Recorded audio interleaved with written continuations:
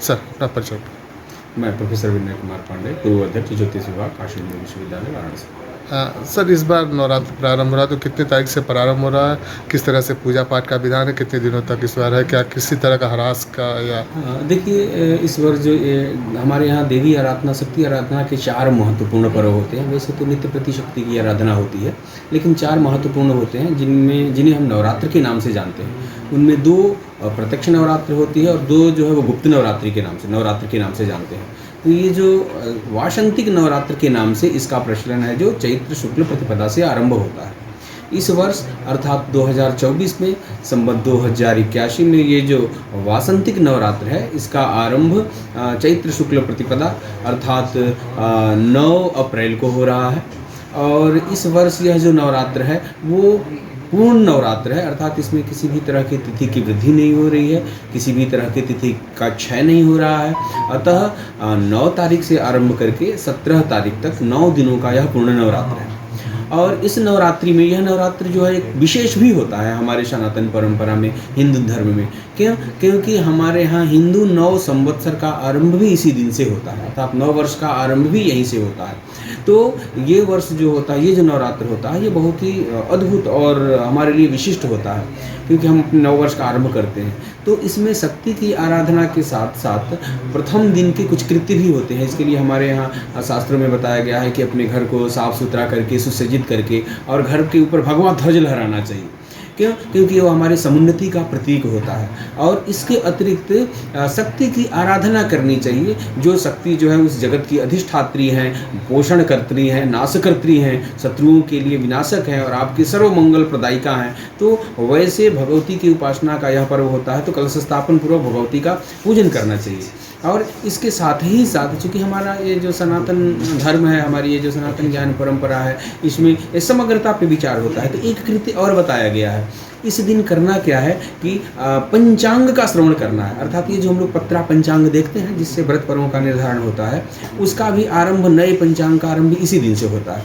तो पंचांग के फल श्रवण का विधान है। पंचांग का माने तिथि, वार, नक्षत्र, योग, करण, इनके फलश्रुति का विधान है। तो उसके फलश्रुति का करने से प्रथम दिन क्या करते हैं, जितने भी दैव के लोग होते हैं पंचांग का पूजन करते हैं और पंचांग का फल श्रवण करते हैं। तो उससे गंगा स्नान फलम लभेत, गंगा स्नान का महत्व फल मिलता है।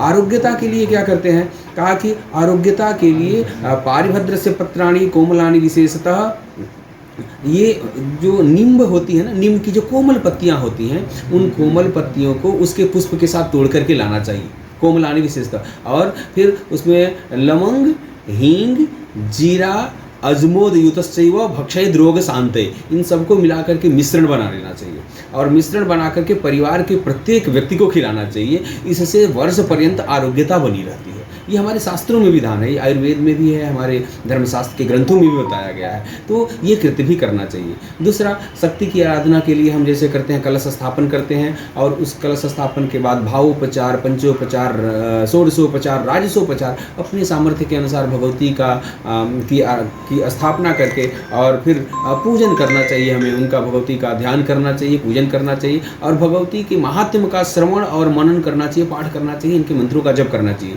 तो इसके क्रम में लोग दुर्गा सप्तशती का पाठ करते हैं, मार्कंडेय पुराण का पाठ करते हैं, देवी के सूक्तों का पाठ करते हैं, देवी की स्तुति करते हैं, मंत्रों का जप। 9वें दिन रामनवमी पड़ती है, भगवान रामचंद्र का प्राकट्य हुआ था।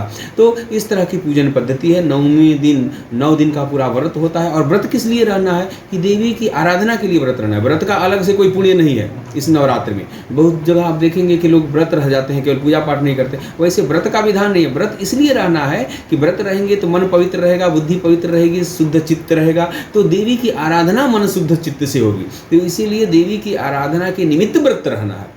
तो व्रत रहते हुए शुद्ध सात्विक मन से भगवती की आराधना 9 दिनों तक बिल्कुल। और व्रत जो है वो केवल अन्न का व्रत नहीं करना है, वाणी का व्रत करना है, मन का व्रत करना है, बुद्धि का व्रत करना है, जिसमें कहीं भी किसी के प्रचार दुराचार न सोचें, असत्य भाषण न करें, अभक्ष भक्षा न करें। ठीक है, हम अन्न का भक्षण तो करते हैं लेकिन बाकी सब क्रियाकलापों, बाकी इंद्रियों पर अपना नियंत्रण नहीं करते। तो व्रत जो है वो सर्वांग होना चाहिए। तो इस तरह से व्रत करते हुए भगवती की आराधना करेंगे तो निश्चित ही आपके घर में सुख, शांति, समृद्धि और आरोग्यता बनी रहेगी और आप प्रसन्न चित्त से अपना जीवन यापन करेंगे वर्ष पर्यंत। इस बार देवी का आगमन किससे हो रहा है? देखिए, वैसे तो देवी के आगमन और गमन का विचार वो शारदीय नवरात्र में किया जाता है, लेकिन एक नई परंपरा अभी शुरू हो गई है कि प्रतिपदा को मान करके, तो इस वर्ष प्रतिपदा का आरंभ जो है वो मंगलवार को हो रहा है। तो शनि भौमे तुरंगभे ऐसा कहा गया है कि अर्थात ऐसी स्थिति में ये जो मंगलवार को जब नवरात्र का आरंभ होता है या जब देवी का आगमन होता है तो वो तुरंगभे अर्थात घोड़े पर चढ़ करके आती है। तो घोड़े का फल तो बताया कि छत्रभंग तुरंगभे अर्थात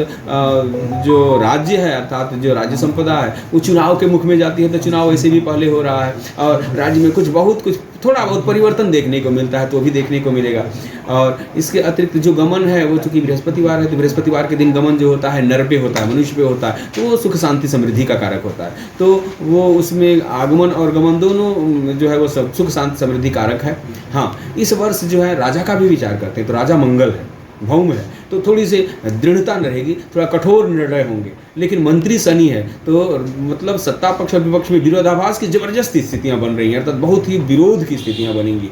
क्योंकि राजा भी कठोर है और वो सत्यनिष्ठ है, और शनि मंत्री भी कठोर है, वो भी सत्यनिष्ठ है, वो भी अपनी बातों से नहीं टिकने वाला है। तो ऐसी स्थिति में सत्ता पक्ष और विपक्ष में थोड़ा सा विरोधाभास की स्थितियां कुछ ज़्यादा बढ़ेंगी, कुछ ज़्यादा एक दूसरे में तनाव की स्थितियां उत्पन्न होंगी। लेकिन जो वार्षिक अपने राष्ट्र की बात करेंगे तो वर्ष पर्यंत राष्ट्र में सुख शांति समृद्धि बनी रहेगी।